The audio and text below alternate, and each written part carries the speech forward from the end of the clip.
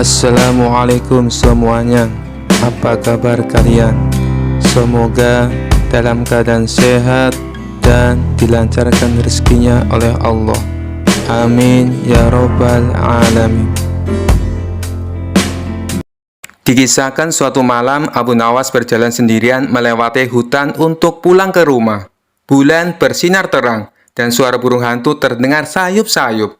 Tiba-tiba dari balik semak-semak muncul seorang pria bertampang sangar dengan mata melotot dan pisau besar di tangannya. "Kau tak bisa lari, Abu Nawas," katanya dengan suara seram. Abu Nawas langsung berhenti dan menelan ludah. "Maaf Tuan, apa saya punya hutang kepada Anda?" tanyanya dengan wajah polos. "Aku bukan penagih hutang," jawab pria itu.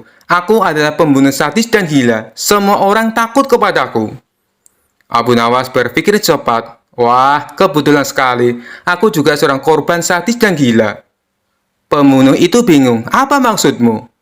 Abu Nawas menghela napas panjang. "Begini Tuan, aku ini sudah sering mati dibunuh orang. Tahun lalu aku dipancung di pasar. 2 tahun lalu aku ditenggelamkan di sungai. Bahkan aku pernah digantung di depan istana." Pembunuh itu semakin bingung. "Tapi kau masih hidup, bagaimana bisa?" "Itu masalahnya Tuan. Setiap kali aku mati, aku selalu hidup kembali," kata Abu Nawas sambil menghela nafas. "Jadi kalau kau membunuhku sekarang, percuma saja. Besok aku bangun lagi, lalu aku harus mati lagi. Capek kan?" Pembunuh itu mulai ragu. "Sebentar, kau serius?" Abu Nawas mengangguk. "Tentu saja, kau bisa coba bunuh aku sekarang. Tapi besok aku pasti akan berdiri lagi seperti ini. Mungkin malah akan mencarimu untuk minta pertanggungjawaban." Pembunuh itu mulai berkeringat. "Wah, aku tidak mau dikejar arwah penasaran. Sudah cukup aku menghadapi orang normal, apalagi yang sadis dan gila sepertimu."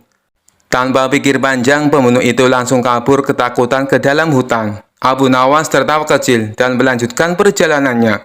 "Kadang melawan orang gila harus pakai logika yang lebih gila," katanya sambil tersenyum puas. Kisah selanjutnya.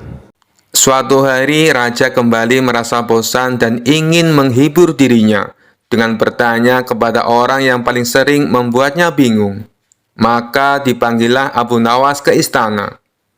Setelah Abu Nawas tiba di hadapan raja, sang raja tersenyum penuh misteri. "Abu Nawas," kata raja, "kali ini aku ingin menguji pengetahuanmu tentang sesuatu yang sangat misterius. Katakan padaku, siapakah istri iblis?" Abu Nawas terkejut mendengar pertanyaan aneh itu, tapi ia tidak mau menunjukkan kepanikannya. Seperti biasa, ia tersenyum licik dan mulai berpikir cepat.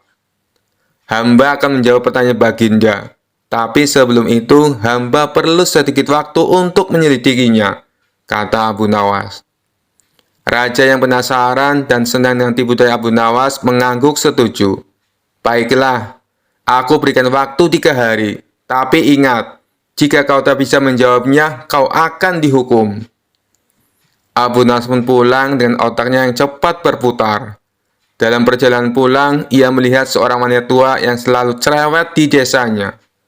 Wanita itu dikenal suka mengatur-ngatur orang dan membuat orang semua takut padanya. Lalu tiba-tiba ide cemerlang muncul di benak Abu Nawas. 3 hari kemudian, Abu Nawas kembali ke istana. Raja sudah menunggu dengan penuh harap untuk mendengar jawaban aneh tapi menghibur. "Baiklah Abu Nawas, siapa istri iblis?" tanya raja dengan penuh antusias. Abu Nawas dengan tenang menjawab, "Istri iblis Baginda adalah wanita tua di desa kami yang cerewet itu." Raja terkejut dan tertawa terbahak-bahak. "Bagaimana kau bisa tahu itu?" Abu Nawas menjawab dengan senyum bijaksana. "Karena Baginda, hanya seorang wanita cerewet yang bisa mengendalikan seorang iblis. Bahkan iblis sendiri pun takut padanya." Raja tertawa terpingkal-pingkal dan akhirnya mengampuni Abu Nawas. Kisah selanjutnya. Dikisahkan pada hari itu Abu Nawas pulang setelah menjual kayu bakar di pasar. Ia heran tidak mendapati istrinya di rumah. Saat Abu Nawas merasa bingung, muncullah Raja Jin sambil tetap memperlihatkan diri sebagai kakek tua, seperti pada saat menolong Abu Nawas menemukan kapaknya. Raja Jin pun kembali menawarkan bantuan kepada Abu Nawas untuk membuat istrinya pulang. "Apakah kau bersedia mendapatkan bantuan dariku, Abu Nawas?" tanya Raja Jin. Abu Nawas segera teringat kakek tua itu merupakan orang yang menemuinya dan menawarkan bantuan saat dirinya kehilangan kapak. "Dapat diduga hilangnya istriku berkaitan dengan kakek tua ini," pikirnya. "Baiklah, aku ingin tahu apa yang akan dilakukannya," kata Abu Nawas dalam hati. Abu Nawas pun mengatakan dirinya bersedia untuk dibantu kakek tua itu. Akhirnya kakek tua itu segera pergi lalu kembali dalam waktu yang cepat sambil diiringi seorang perempuan cantik jelita dengan postur yang bahenol, serta berpakaian seperti putri raja. Abu Nawas pun langsung bersorak dan mengatakan bahwa perempuan itu benar istrinya. Ucapan Abu Nawas itu seketika membuat Raja Jin marah. "Kamu ternyata bukan orang jujur, Abu Nawas. Hanya karena seorang perempuan cantik, kau lupakan kejujuran yang selalu kau lakukan selama ini," tegur Raja Jin. "Sabar dulu, dengarkan dulu penjelasanku," kata Abu Nawas. "Jelaskan," pinta Raja Jin yang menyamar sebagai kakek tua mendesak. "Aku tahu. Kalau aku tolak perempuan ini, maka kau akan datangkan perempuan lain yang lebih cantik dan lebih menawan. Hingga akhirnya kau datangkan istriku yang sebenarnya.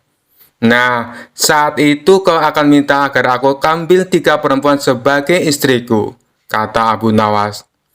"Kau tahu, aku menafkahi keluarga dengan menjual kayu bakar, sedangkan usiaku makin bertambah tua. Belakangan ini pinggangku sering sakit-sakitan saat menebang pohon. Kalau aku harus punya 3 istri, jangankan membahagiakan mereka, justru aku akan menyiksanya karena tidak mampu menafkahi ketiganya. Daripada begitu, lebih baik istriku seorang saja, sehingga aku tidak menyakiti dan menyengsarakan 3 istri," kata Abu Nawas. Kali ini Raja Jin tidak bisa berkata apa-apa lagi, karena ia mengakui bahwa alasan Abu Nawas memang masuk akal. Kisah selanjutnya. Dikisahkan pada suatu malam di desa tempat Abu Nawas tinggal diadakan acara tahlilan untuk mendoakan salah satu warga yang telah meninggal dunia. Karena dianggap sosok yang cerdas dan dihormati, warga sepakat menunjuk Abu Nawas sebagai imam tahlilan. Abu Nawas yang sebenarnya jarang menghadiri acara seperti itu hanya bisa tersenyum kecut.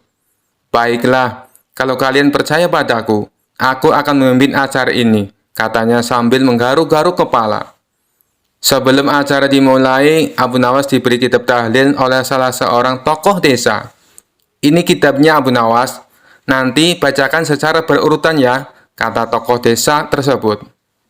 Abu Nawas membuka kitabnya dan mengintip isi di dalamnya. Sayangnya kitab itu ditulis dengan huruf Arab gundul tanpa harokat.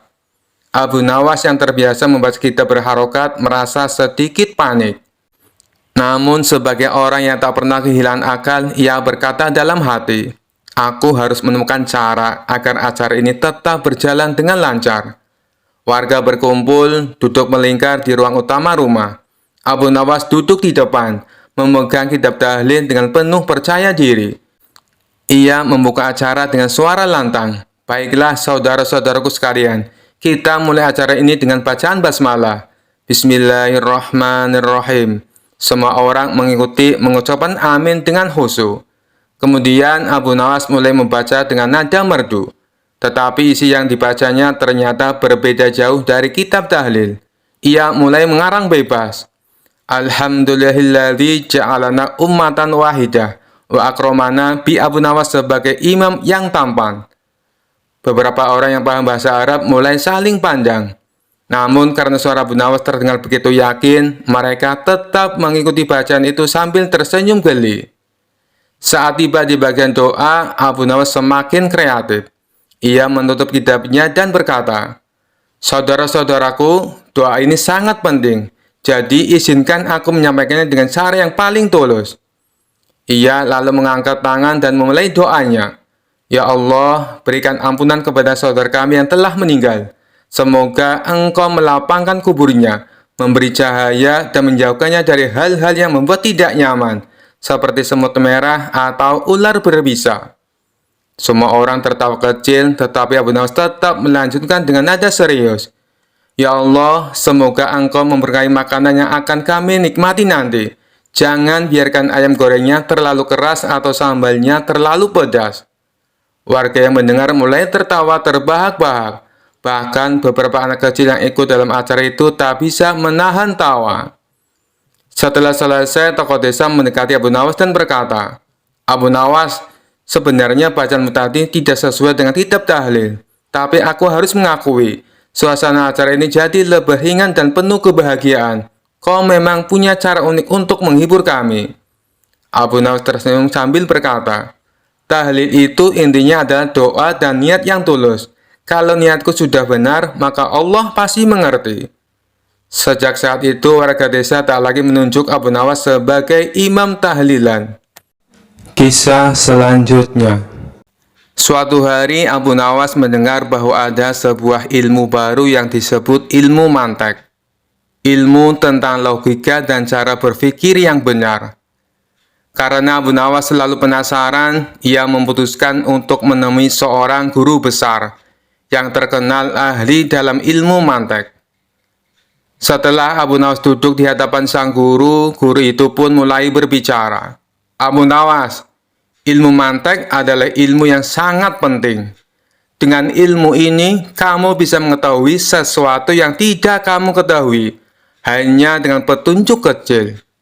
Mau aku beri contoh?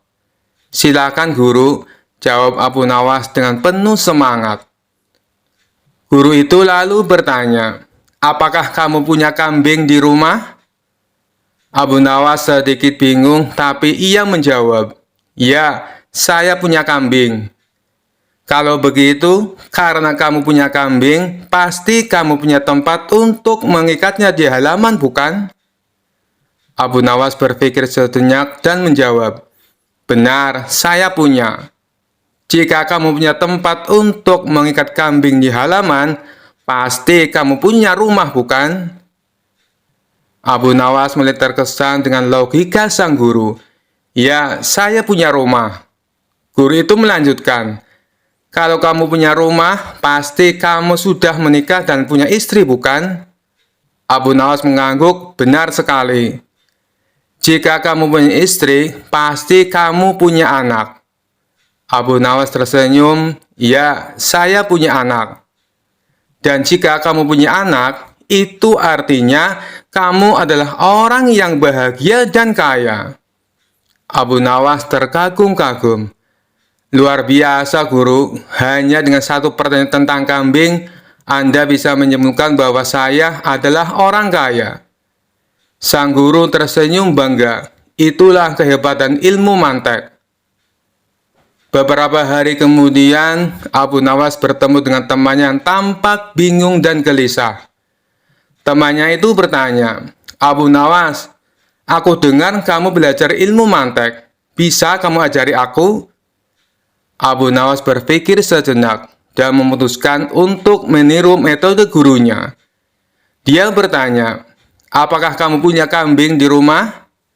Temannya tampak terkejut. Tidak, aku tidak punya kambing.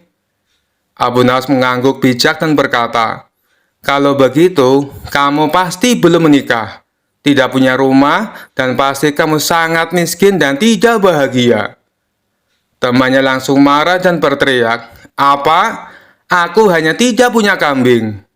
Abu Nawas hanya tertawa terbahak-bahak, menyadari bahwa ilmu mantek mungkin tidak selalu berhasil untuk semua orang. Kisah selanjutnya. Pada suatu hari, tersebarlah kabar bahwa Abu Nawas telah memiliki ilmu laduni. Ilmu yang katanya datang langsung dari Allah tanpa perlu belajar. Konon, ilmu ini membuat seseorang tahu segala hal tanpa perlu bersusah payah mencari pengetahuan. Seluruh penduduk Baghdad gempar. dan mereka penasaran apakah benar Abu Nawas memiliki ilmu sehebat itu. Suatu pagi, Raja Harun al-Rasyid mendengar kabar tersebut dan segera memanggil Abu Nawas ke istana. "Abu Nawas," kata Raja sambil tersenyum penuh arti, "aku mendengar bahwa kau sekarang memiliki ilmu laduni. Benarkah itu?" Abu Nawas yang terkenal cerdik tahu bahwa ini pasti jebakan. Tenang-tenang ia menjawab, "Tentu Baginda, ilmu laduni ini sangat luar biasa. Aku bisa tahu segala hal tanpa perlu belajar." Raja yang penasaran ingin menguji Abu Nawas. Ia pun berkata, "Kalau begitu, aku ingin bertanya sesuatu. Di mana letak pusat dunia ini?" Abu Nawas mengangguk dengan yakin. "Baginda, pusat dunia tepat berada di tempat kaki saya berpijak." Raja terkejut mendengar jawaban itu. "Bagaimana kau bisa begitu yakin?" Abu Nawas tersenyum. "Jika Baginda tidak percaya, Baginda bisa mengukur sendiri dari ujung dunia yang satu ke ujung yang lain. Bukankah pusatnya pasti ada di sini?" Raja Harun al-Rasyid tidak bisa menyangkal logika Abu Nawas. Namun ia belum puas. "Baiklah, kalau begitu aku ingin tahu hal lain. Berapa jumlah bintang di langit?" Dengan tenang, Abu Nawas menjawab, "Jumlah bintang di langit sama dengan jumlah rambut di ekor keledai Baginda." Raja yang tak menyangka jawaban itu mengerutkan kening. "Bagaimana bisa begitu?" Abu Nawas menjawab dengan santai, "Jika Baginda tidak percaya, kita bisa mencabut semua rambut di ekor keledai Baginda. Kemudian kita menghitungnya. Setelah itu, Baginda harus menghitung semua bintang di langit dan membandingkannya."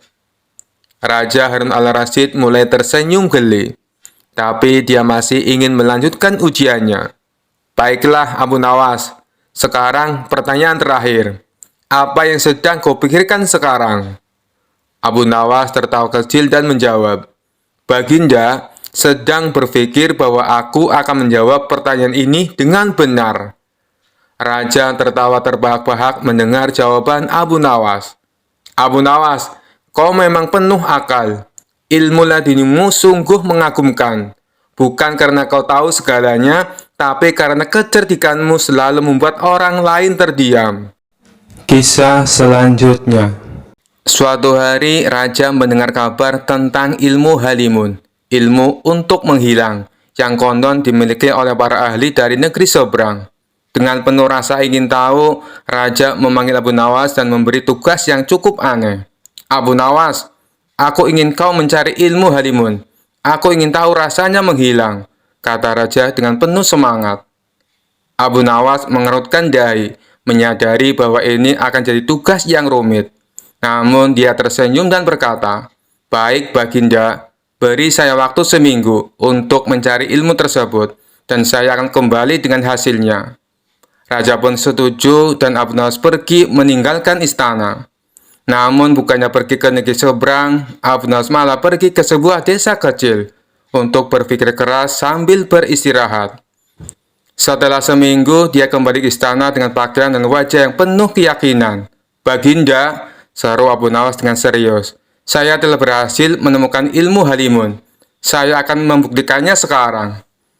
Raja dan para pengawal yang sudah penasaran segera berkumpul di aula istana, menunggu pertunjukan ilmu halimun dari Abu Nawas.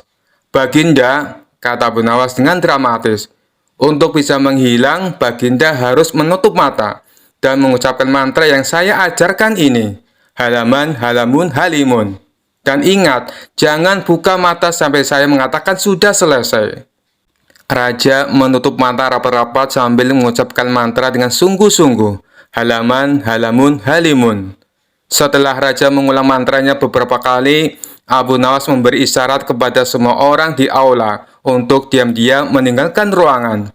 Satu persatu mereka keluar dengan hati-hati, meninggalkan Raja sendirian di dalam ruangan dengan mata masih tertutup. Setelah beberapa saat, Raja mulai merasa aneh, lalu membuka mata perlahan. Dia melihat ruangan kosong melompong, tidak ada siapapun, hanya dirinya sendiri. Luar biasa, gumam sang raja. Ilmu halimun ini benar-benar berhasil. Aku telah menghilang, sehingga tidak ada yang bisa melihatku. Raja berjalan mondar-mandir dengan bangga, merasa sangat puas dengan keberhasilannya. Dia bahkan mulai menari-nari kecil, merayakan ilmunya yang dianggap berhasil. Tak lama kemudian, Abu Nawas masuk kembali bersama para pengawal dan berkata, "Baginda, kami sudah melihat kehebatan Anda menghilang. Itu sungguh menakjubkan." Raja tersenyum dengan penuh kebanggaan. "Benar, Abu Nawas, ilmu halimun ini luar biasa. Aku bisa menghilang begitu saja." Abu Nawas menahan tawa dan dengan hormat berkata, "Betul, Baginda. Tapi ingat, ilmu ini hanya bertahan jika Baginda tidak memberitahukan rahasianya kepada siapapun." Raja mengangguk serius. "Tentu, Abu Nawas, ini akan jadi rahasiaku dan rahasiamu." Abu Nawas pun meninggalkan istana sambil tertawa kecil. Dan sejak hari itu, Raja tetap yakin bahwa dirinya sudah menguasai ilmu halimun. Walaupun sebenarnya dia hanya dibiarkan sendiri di ruangan kosong. Para pengawal dan pejabat istana terus tersenyum diam-diam setiap kali Raja mengungkit tentang ilmunya yang sakti itu.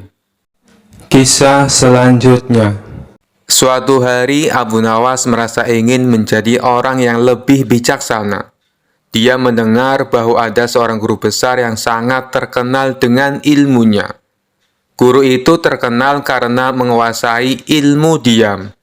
Sebuah ilmu yang katanya bisa membuat seseorang tampak sangat bijaksana hanya dengan diam. Abu Nawas sangat penasaran dan dia pun berangkat menemui guru besar itu.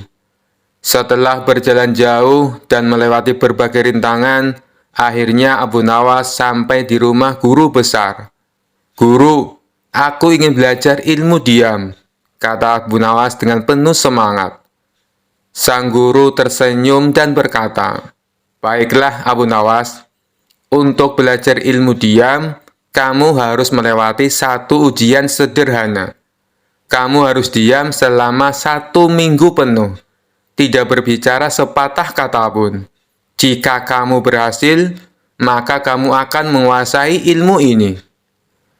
Abu Nawas merasa ini tantangan yang mudah. Hanya diam, tentu saja aku bisa, pikirnya. Tanpa ragu, dia menerima tantangan itu. Hari pertama, Abu Nawas pergi ke pasar.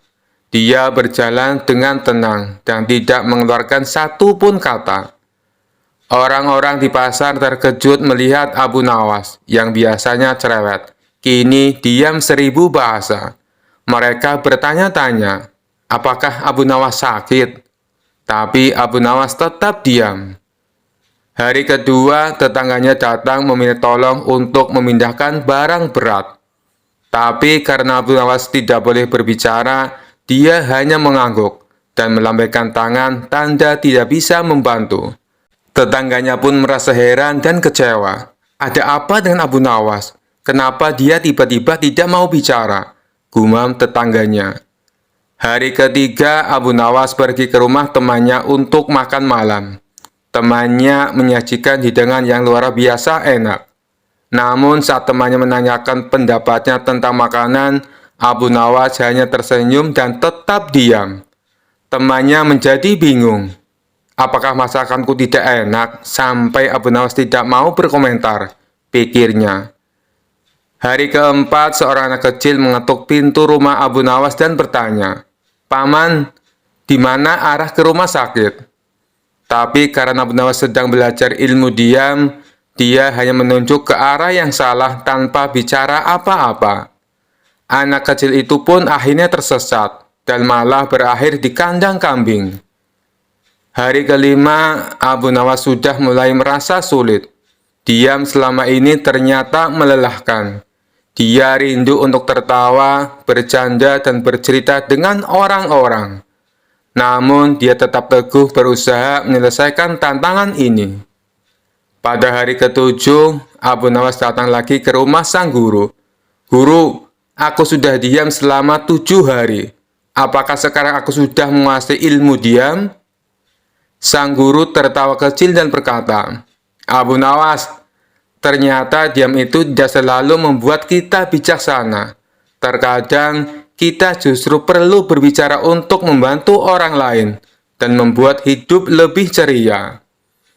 Abu Nawas terkejut, namun dia menyadari betapa benarnya kata-kata guru itu. Dengan senyum lebar di wajahnya, dia berkata, "Wah, ilmu diam ternyata lebih sulit dari yang kukira. Terima kasih, guru. Aku akan kembali berbicara lagi. Dan kali ini, aku akan memilih kapan harus bicara dan kapan harus diam." Kisah selanjutnya. Dikisahkan suatu hari Abu Nawas sedang berjalan di tepi sungai sambil menikmati angin sepoi-sepoi. Tiba-tiba terdengar suara keras dari dalam air, dan muncullah seekor ikan raksasa yang sangat besar, bahkan lebih besar dari perahu nelayan.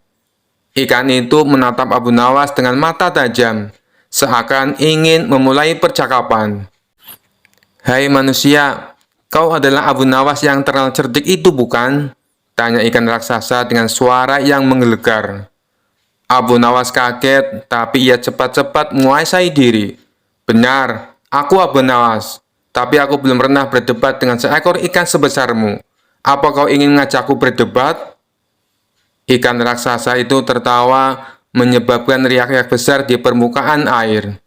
"Tentu saja, aku ingin mengujimu, Abu Nawas.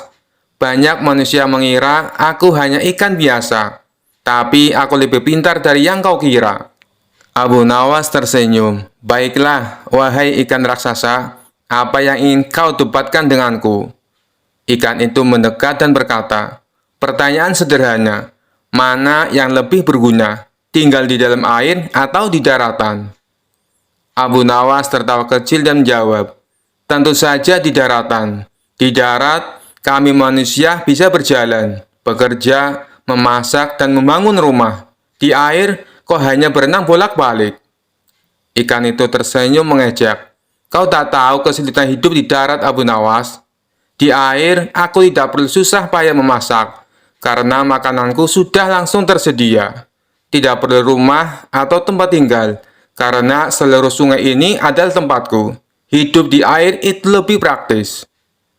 Abu Nawas mengangguk, berpikir sebentar. "Tapi wahai ikan raksasa, di darat kami bisa membuat pakaian, melindungi tubuh kami dari cuaca, dan mengembangkan ilmu pengetahuan. Kau hanya berenang sepanjang waktu, tidak bosan?" Ikan raksasa itu mengibaskan ekornya dengan bangga. "Bosan? Justru aku bebas berenang kemana saja, tanpa batas, tanpa terhalang oleh apapun. Dan kalau aku ingin tahu tentang daratan, aku cukup menangkap cerita-cerita dari manusia yang mendekat ke tepi sungai." Abu Nawas tertawa. "Baiklah, kau punya kebebasan. Tapi ingat, kami manusia punya otak yang cerdas. Kami bisa berpikir, menemukan cara hidup baru, bahkan membangun istana." Ikan raksasa itu tersenyum licik. "Begitu ya, tapi coba kau pikiran ini, Abu Nawas. Di air, aku tak punya musuh yang bisa mengalahkanku, karena aku terbesar di sini. Sementara kau di darat, apakah kau benar-benar aman? Bagaimana dengan perintah raja atau masalah yang lainnya?" Abu Nawas terdiam sejenak, lalu tertawa keras. "Wahai ikan raksasa, ternyata kau memang pintar juga. Kau benar, mungkin kehidupan di air punya kelebihan sendiri.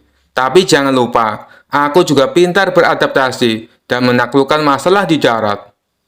Ikan raksasa mengangguk puas. "Abu Nawas, aku mengakuimu sebagai lawan yang seimbang. Meski manusia punya otak dan tinggal di darat, aku tetap bangga dengan kehidupanku di air. Mari kita setuju untuk hidup sesuai alam kita masing-masing." Abu Nawas tersenyum dan menjawab, "Setuju. Kau adalah ikan yang bijaksana. Semoga kita bertemu lagi di lain waktu." Dengan itu, ikan raksasa menyelam kembali ke dalam air, meninggalkan riak yang besar. Sementara Abu Nawas melanjutkan perjalanannya sambil tertawa, merenungi percakapannya yang tak biasa dengan ikan raksasa yang penuh akal. Kisah selanjutnya. Dikisahkan di suatu sore, Raja Harun al-Rasyid duduk di taman istana sambil mendengarkan musisi istana bermain kecapi dan seruling. Musik itu mengalun merdu membuat suasana begitu damai. Namun tiba-tiba Raja merasa penasaran tentang sesuatu. Dia memanggil Abu Nawas yang kebetulan sedang duduk santai menikmati angin sore di bawah pohon dekat taman. "Abu Nawas, aku punya pertanyaan serius untukmu," kata Raja sambil menunjuk musisi yang masih bermain. "Silahkan Baginda, apa yang membuat hati Anda penasaran kali ini?" tanya Abu Nawas dengan senyum khasnya. "Aku ingin tahu Abu Nawas, menurutmu apa hukum mendengar musik seperti ini? Apakah diperbolehkan atau tidak?" Abu Nawas menggaruk kepalanya sebentar, lalu tersenyum lebar. "Baginda, bolehkah saya menjawab dengan jujur dan tanpa rasa takut?" "Tentu saja, aku tidak akan menghukummu," jawab Raja dengan nada penasaran. Abu Nawas memulai dengan nada bijak. "Baginda, mendengarkan musik itu seperti meminum madu. Jika sedikit dan pada waktu yang tepat, itu menyegarkan hati. Tapi jika terlalu banyak, bisa membuat kepala pusing dan hati malas." Raja mengangguk-angguk. "Menarik. Tapi ada orang-orang yang mengatakan musik itu haram. Bagaimana menurutmu, Abu Nawas?" Abu Nawas tertawa kecil. "Baginda, mereka mungkin belum pernah mendengar musik yang enak. Kalau mereka mendengar musik yang dimainkan oleh musisi istana ini, mungkin mereka akan berubah pikiran." Para musisi tersenyum malu, sementara Raja tertawa terbahak-bahak. Raja kemudian mencoba menjebak Abu Nawas. "Kalau begitu Abu Nawas, apakah menurutmu musik bisa membawa orang ke surga atau ke neraka?" Abu Nawas tersenyum licik. "Baginda, tergantung siapa yang mendengarkan. Kalau orang baik mendengarkan musik, dia bisa lebih bersyukur dan ingat kepada Tuhan. Tapi kalau orang jahat mendengarkan musik, mungkin dia malah lupa diri dan berbuat maksiat." Raja terdiam, lalu bertanya lagi. "Jadi menurutmu musik ini baik atau buruk?" "Baginda," jawab Abu Nawas dengan nada jenaka, "musik itu seperti pisau. Jika digunakan untuk memotong buah, maka itu baik. Tapi jika digunakan untuk melukai orang, maka itu buruk. Semua tergantung bagaimana Anda menggunakannya." Raja mencoba membalik keadaan. "Baiklah Abu Nawas, kalau begitu aku ingin tahu, apakah surga itu ada musiknya?" Abu Nawas tertawa lebar. "Baginda, tentu saja ada. Bukankah kita sering mendengar tentang nyanyian malaikat dan aluan merdu di surga? Kalau di surga saja ada musik, mengapa di dunia ini harus diperdebatkan?" Raja tertegun sejenak lalu tertawa keras. "Kau memang selalu punya jawaban, Abu Nawas. Baiklah, aku setuju denganmu. Musik adalah alat, bukan tujuan. Tergantung siapa yang memainkannya dan siapa yang mendengarnya." Tiba-tiba Abu Nawas menambahkan, "Tapi Baginda, jika ada yang bilang musik itu haram, suruh saja mereka mendengarkan suara nyamuk di malam hari. Itu juga semacam musik, tapi tidak ada yang melarang, bukan?" Raja dan semua yang hadir tertawa terbahak-bahak. Suasananya menjadi riang, dan sejak itu musik kembali dimainkan di istana tanpa perdebatan panjang. Abu Nawas sekali lagi membuktikan kecerdasannya dalam menjawab pertanyaan yang sulit dengan cara yang lucu dan penuh hikmah. Kisah selanjutnya. Suatu hari, Abu Nawas sedang berjalan-jalan di pasar. Ia tak sengaja bertemu dengan seorang cendekiawan yang terkenal sangat ahli dalam ilmu agama.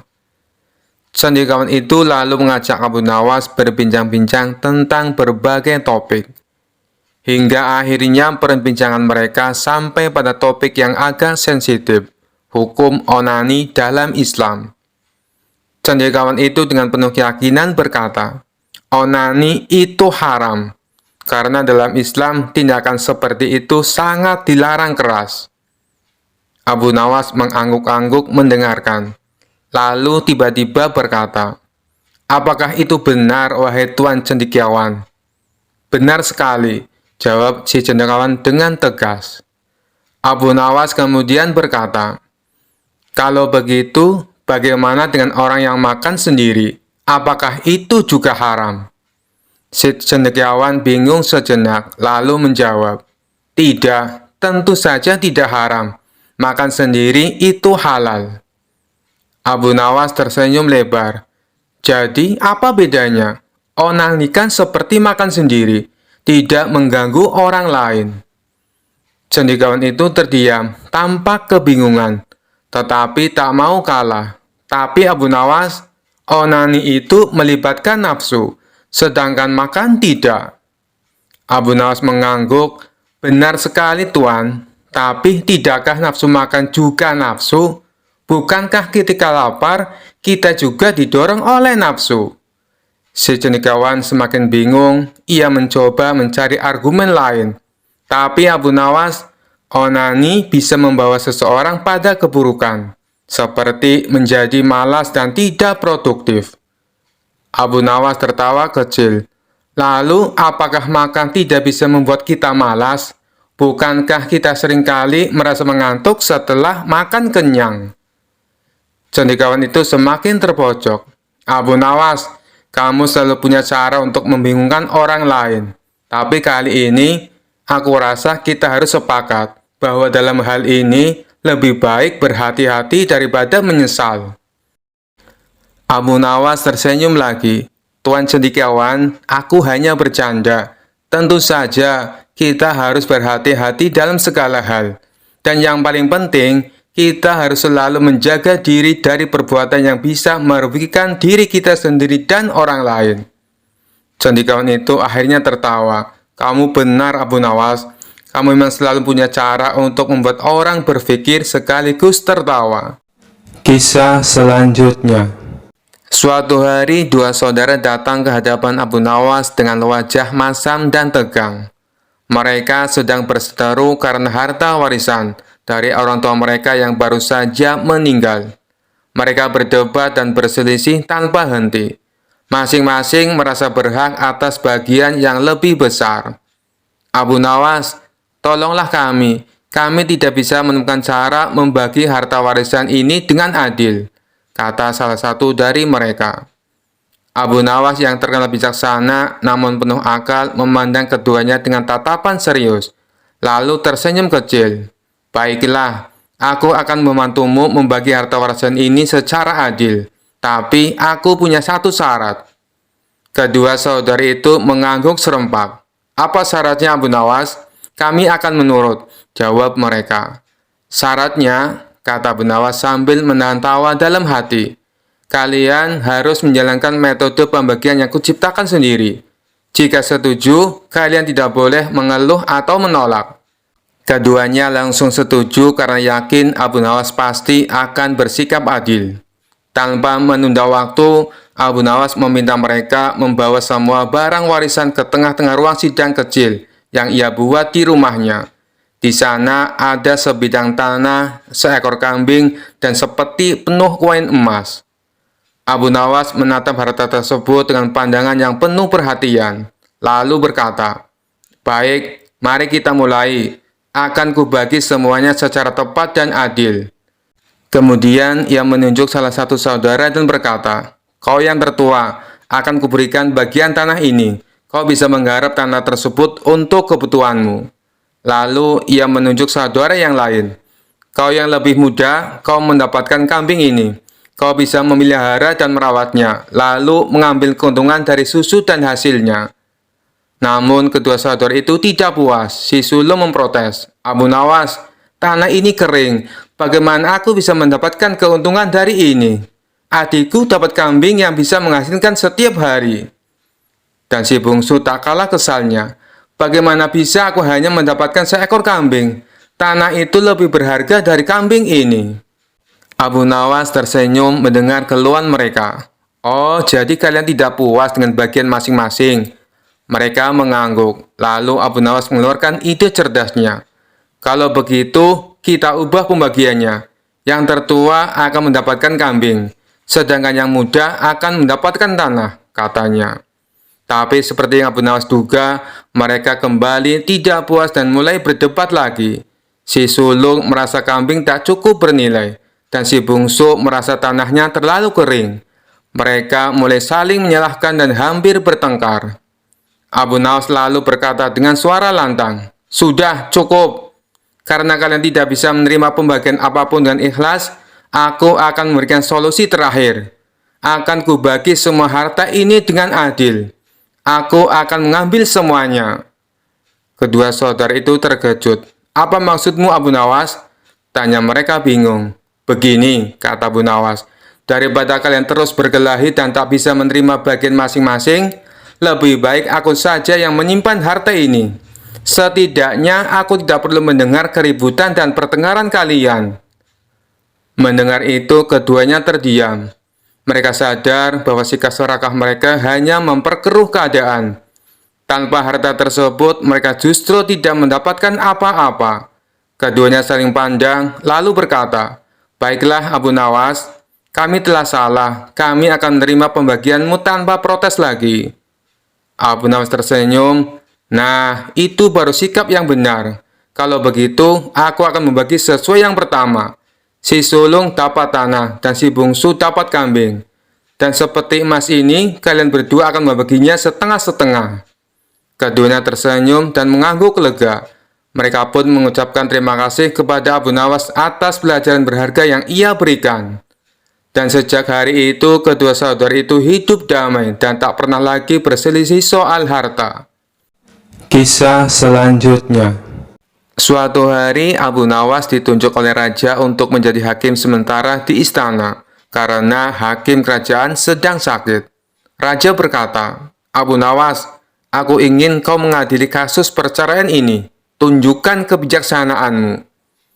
Abu Nawas meskipun tidak biasa menjadi hakim menerima tugas itu. Di depan Abu Nawas ada sepasang suami istri yang sedang berseteru. Sang suami ingin bercerai karena merasa istrinya terlalu galak. Sedangkan sang istri merasa suaminya terlalu pelit. Abu Nawas memulai sidang dengan penuh wibawa. "Baiklah, ceritakan masalah kalian satu persatu," katanya. Sang suami langsung berkata dengan nada kesal, "Istriku ini seperti naga. Setiap hari aku dimarahi. Tidak peduli aku bekerja keras seharian." Sang istri tidak mau kalah. "Dia ini pelitnya luar biasa. Bahkan untuk makan, aku harus hitung-hitung dulu agar tidak dimarahi."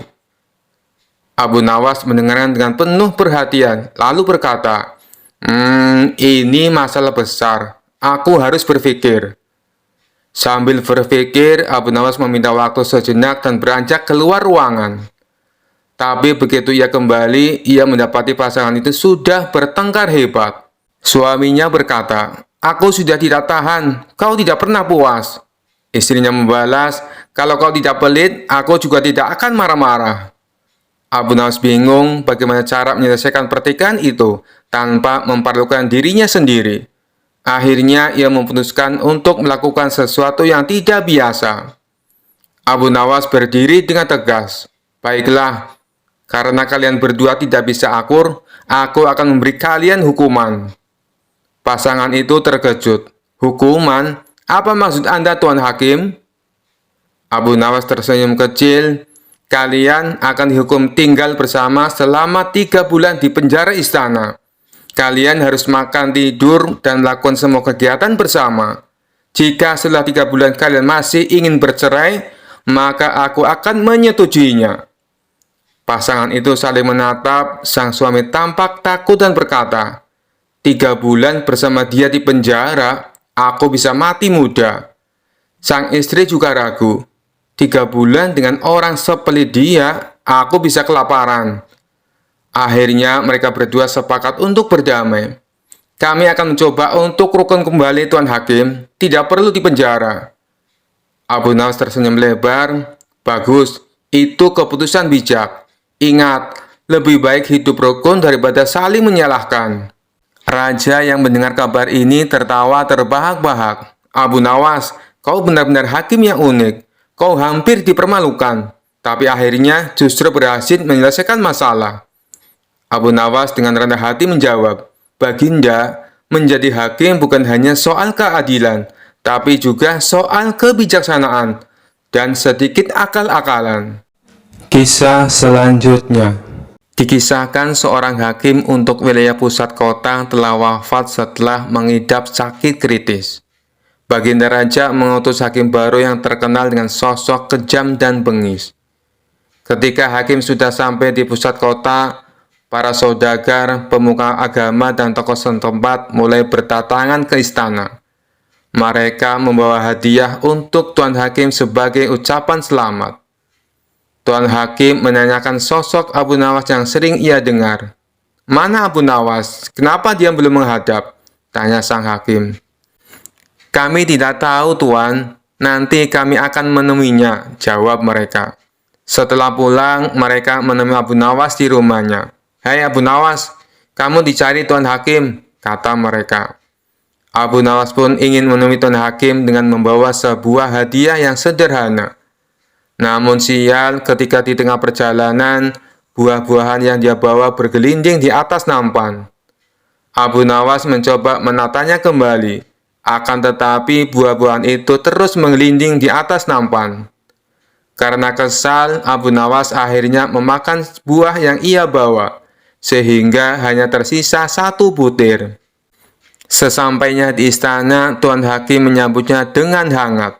Lalu Abu Nawas mempersembahkan hadiah buah yang hanya tersisa 1 butir. Melihat itu, Tuan Hakim pun tersenyum. Ia kemudian berkata, "Meskipun hadiahmu sederhana, namun kau berhak menerima hadiah besar." Tuan Hakim menyuruh salah satu pengawalnya untuk memberikan hadiah 1 kantong emas kepada Abu Nawas.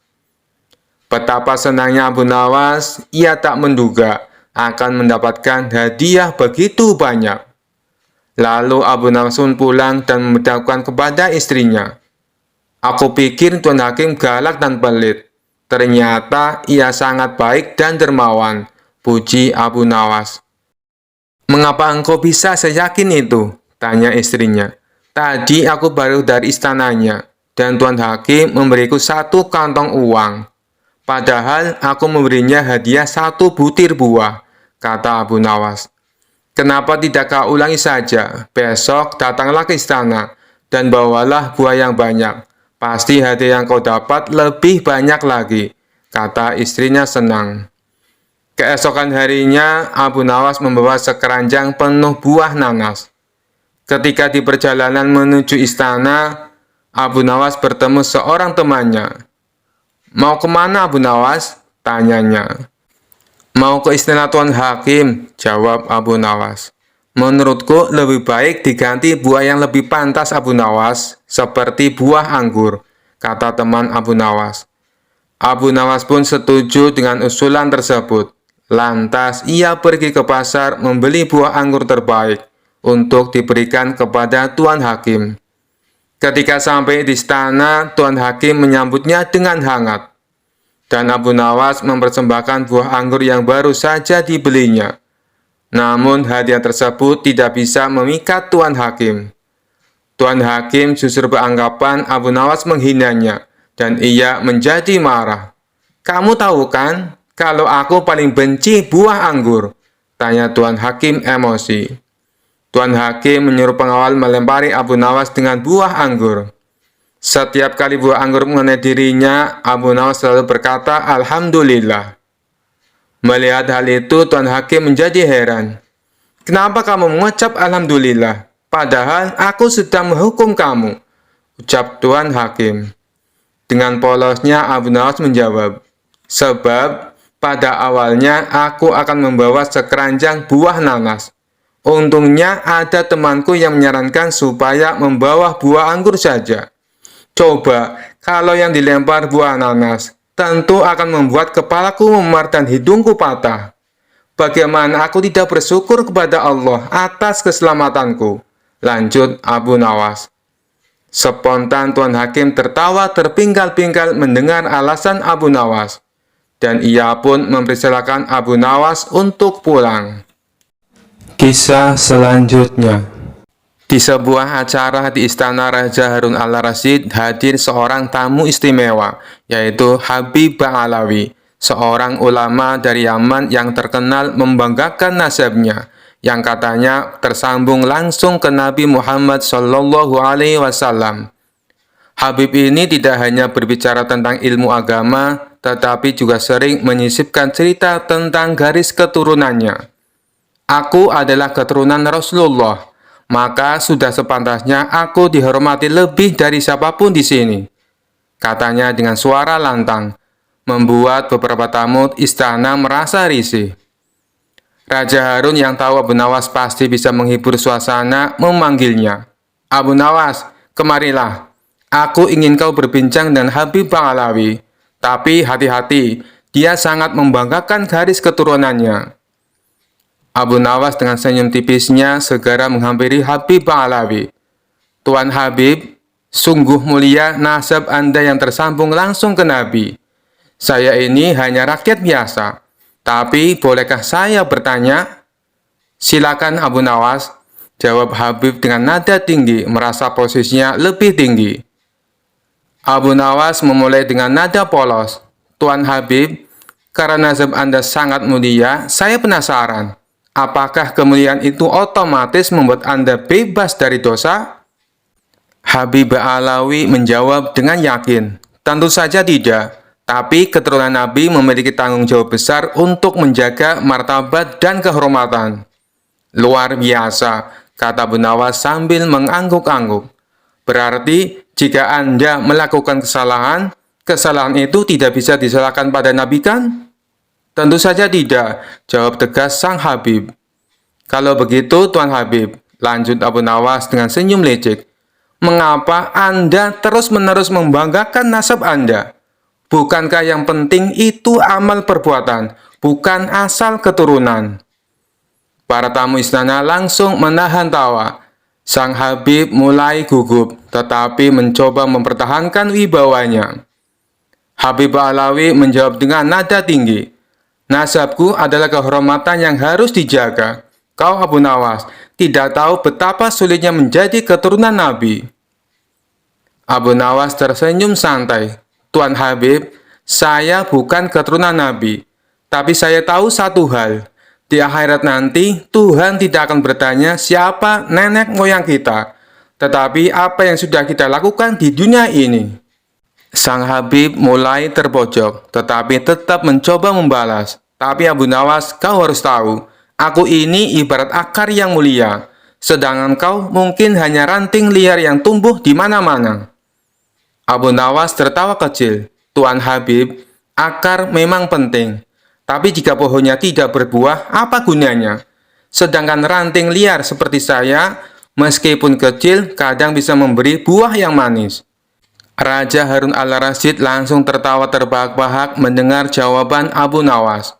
Para tamu pun ikut tertawa, sementara wajah Habib mulai memerah karena malu. Melihat suasana semakin panas, Abu Nawas menambahkan, Tuan Habib, jangan marah. Anda seperti permata. Saya seperti batu biasa. Tapi ingat, bahkan permata tetap harus diasah agar berharga. Sedangkan batu biasa seperti saya, kadang bisa menjadi pondasi rumah yang kuat. Sang Habib hanya terdiam, menyadari bahwa Abu Nawas tidak hanya cerdas, tetapi juga berbicara dengan penuh makna. Dengan malu-malu, ia berkata, Abu Nawas, kau benar. Aku harus lebih banyak belajar rendah hati. Abu Nawas tersenyum. Tuan Habib, kita semua belajar. Saya pun belajar dari Anda. Tapi jangan terlalu sering bicara tentang nasab, karena Tuhan menilai dari hati, bukan dari silsilah. Raja Harun tertawa puas. Abu Nawas, kau telah menyelamatkan acara ini dari kebosanan. Habib, anggap ini pelajaran berharga. Sejak itu, Habib Ba'alawi lebih berhati-hati dalam membanggakan nasabnya. Sementara Abu Nawas kembali menjadi pahlawan cerdik istana yang dihormati semua orang. Kisah selanjutnya. Dikisahkan ada seorang sahabat raja yang tak suka dengan keberadaan Abu Nawas di ruang lingkup istana. Abu Nawas sendiri juga tidak suka kepadanya. Tapi ketidaksukaan Abu Nawas bukan tanpa sebab. Abu Nawas kerap kali mempergokinya tengah menyalahgunakan kedekatnya dengan raja untuk memeras rakyat kecil. Akan tetapi setiap kali Abu Nawas mengatakan hal itu kepada baginda raja, justru malah membelanya. Baginda raja menganggap bahwa tuduhan Abu Nawas hanya karena ketidaksukaannya. Suatu hari sahabat baginda raja tersebut diangkat jadi gubernur di mana Abu Nawas tinggal. Hanya dalam waktu sebulan, Abu Nawas sudah banyak mendapatkan aduan dari masyarakat tentang perilaku gubernur barunya itu. Wahai Abu Nawas, gubernur baru kita telah bertindak semena-mena. Ia sangat kejam sama rakyat kecil, dan ia juga sering berbuat korupsi, kata salah satu warga. Engkau kan dekat dengan baginda raja, laporkan saja padanya Abu Nawas, biar dia dipecat, sahut lainnya. Dia itu sahabat raja, kalau saya sendirian mengadu, tentu Paduka lebih percaya padanya, ujar Abu Nawas. Lalu apa yang harus kita lakukan? Kita tidak mau terus-terusan tertindas oleh ulah gubernur baru itu, kata para warga. Mendengar keluhan tersebut, sejenak Abu Nawas terdiam. Ia memikirkan cara supaya baginda raja percaya kepadanya. Lebih baik kita ke istana sama-sama. Nanti di hadapan baginda raja, biar aku yang bicara untuk mewakili kalian, ucap Abu Nawas. Maka pada keesokan harinya, Abu Nawas dan beberapa puluh warga datang menghadap baginda raja. Melihat Abu Nawas datang dengan membawa orang banyak, sempat membuat baginda raja kaget. Ada apa Abu Nawas? Kenapa kau bawa orang banyak sekali? Tanya baginda raja. Mereka mau mengadukan bahwa gubernur baru yang Paduka angkat telah berbuat zalim. Ia semena-mena dengan rakyat kecil. Dan ia juga sering memakan dana bantuan yang seharusnya diberikan kepada warga miskin, kata Abu Nawas memberitahu. Spontan baginda raja kaget mendengarnya. Apa benar begitu? Tanya baginda raja kepada warga yang datang. Benar Paduka yang mulia, jawab mereka serempak. Kalian jangan bohong ya, setahu saya gubernur kalian itu adil dan bijaksana, ucap baginda raja yang tidak tahu kondisi sebenarnya. Melihat hal tersebut, Abu Nawas segera maju ke depan. Wahai Paduka yang mulia, apalah arti adil dan bijaksana gubernur kami, jika tidak dinikmati oleh warga provinsi lain? Oleh karena itu, sudilah kiranya baginda raja memindahkan gubernur kami ke tempat yang lain, agar keadilan dan kebijaksanaannya bisa dinikmati seluruh rakyat, kata Abu Nawas beralasan. Mendengar itu, baginda raja tertawa sambil meninggalkan mereka. Baginda raja pun mengabulkan permintaan Abu Nawas dan para rakyatnya. Begitulah cara Abu Nawas memberitahu kelakuan sahabat baginda raja tanpa harus menyakiti hati baginda raja. Kisah selanjutnya. Pada suatu hari yang cerah, Abu Nawas sedang berjalan di pasar. Ia baru saja menerima hadiah sebotol minuman dari seorang pedagang yang sangat menghormatinya karena kecerdasannya. Botol itu terlihat sangat indah, berisi cairan berwarna merah muda yang berkilauan di bawah sinar matahari.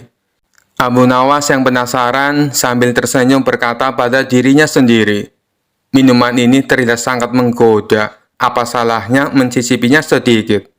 Tanpa berpikir panjang, ia pun membuka tutup botol dan meneguk isinya. Tak lama setelah itu, Abu Nawas merasakan kepalanya mulai pusing. Pandangannya kabur dan ia mulai berjalan sempoyongan. Aduh, kenapa ini? Kenapa kepalaku terasa berat? Gumamnya. Sambil berjalan goyah, Abu Nawas tiba-tiba bertemu dengan raja yang sedang berkeliling kota. Melihat Abu Nawas yang sempoyongan, raja pun mendekatinya dengan rasa heran.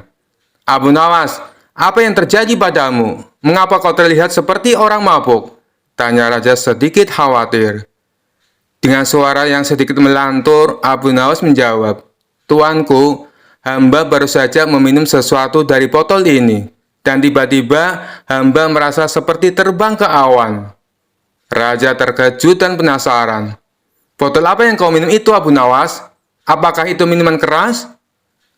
Abu Nawas sambil berusaha tetap berdiri tegak menggelengkan kepalanya dengan dramatis.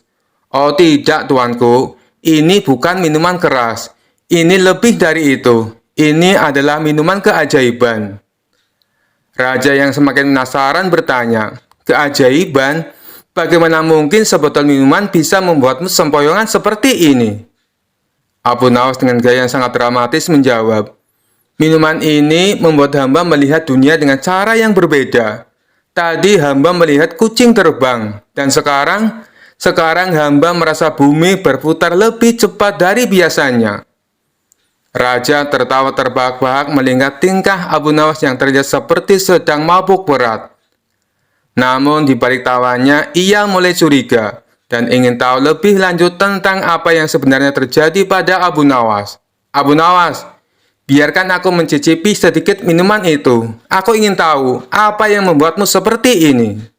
Abu Nawas yang sedang limbung dengan cepat menyembunyikan botolnya di balik jubahnya dan berkata, "Oh tuanku, hamba tak bisa membiarkan tuanku minum ini. Minuman ini hanya untuk orang-orang yang kuat seperti hamba. Jika tuanku meminumnya, mungkin istana akan terlihat seperti menari di depan mata tuanku." Raja semakin tertawa keras mendengar lelucon Abu Nawas, tetapi ia tetap penasaran. "Baiklah Abu Nawas, katakan padaku, apa sebenarnya minuman ini?" Abu Nawas yang sekarang sudah sedikit lebih stabil menjawab dengan senyum cerdik, "Tuanku, ini bukan minuman keras ataupun minuman keajaiban. Ini hanya jus buah delima yang hamba dapat dari pedagang di pasar tadi. Hamba hanya bercanda, mencoba melihat bagaimana reaksi tuanku jika melihat hamba seperti ini." Raja terkejut sejenak, lalu tertawa terbahak-bahak. "Jadi kau berpura-pura mabuk hanya untuk mengerjaiku?" Abu Nawas mengangguk dengan gaya yang lucu. "Benar sekali tuanku, hamba hanya ingin melihat apakah tuanku akan percaya kalau hamba mabuk gara-gara jus delima. Ternyata, minuman sederhana ini bisa membuat siapapun tertawa, termasuk tuanku." Raja pun terus tertawa, sementara orang-orang di sekitarnya ikut terhibur melihat tingkah lucu Abu Nawas. Seperti biasa, Abu Nawas berhasil membuat suasana riang dan menghibur Raja dengan kecerdasannya yang penuh humor. Sekian dulu perjumpaan kita kali ini. Sampai bertemu lagi di kisah-kisah selanjutnya. Terima kasih yang sudah subscribe dan setia menonton channel ini. Wassalamualaikum warahmatullahi wabarakatuh.